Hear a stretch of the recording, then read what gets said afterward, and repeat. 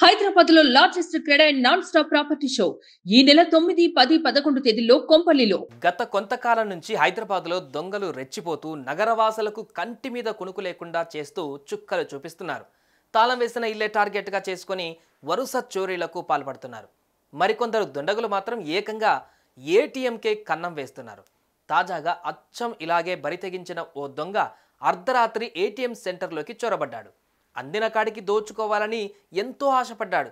కానీ అక్కడ ఊహించని ఘటన చోటు చేసుకోవడంతో అక్కడి నుంచి పరుగులు తీశాడు.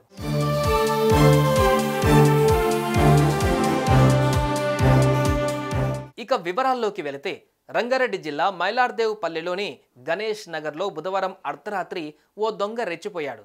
పక్కా ప్లాన్ ప్రకారం అర్ధరాత్రి 2 గంటల సమయంలో సెక్యూరిటీ లేని యాక్సిస్ బ్యాంక్ ఏటీఎం సెంటర్లోకి చొరబడ్డాడు.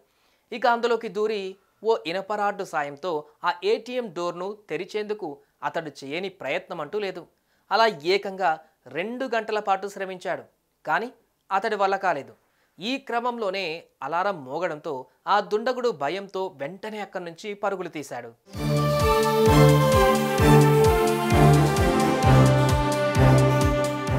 ఈ విషయం తెలుసుకున్న మైలార్దేవ్పల్లి పోలీసులు హుటాహుటిన ఘటనా స్థలానికి చేరుకొని అంతా పరిశీలించారు.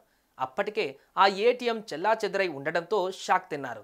అనంతరం ఈ ఘటనపైన కేసు నమోదు చేసుకున్న పోలీసులు దర్యాప్తు చేస్తున్నారు. అయితే సీసీ ఫుటేజ్ ఆధారంగా నిందితుణ్ణి పట్టుకునే పనిలో పడ్డారు పోలీసులు. ఇదే అంశం ఇప్పుడు స్థానికంగా తీవ్ర చర్చనీయాంశం అవుతోంది. కాగా ఉన్నట్టుండి ఏటీఎంలో చోరీ చేసేందుకు ప్రయత్నించడంతో స్థానికులు భయాందోళనకు గురవుతున్నారు.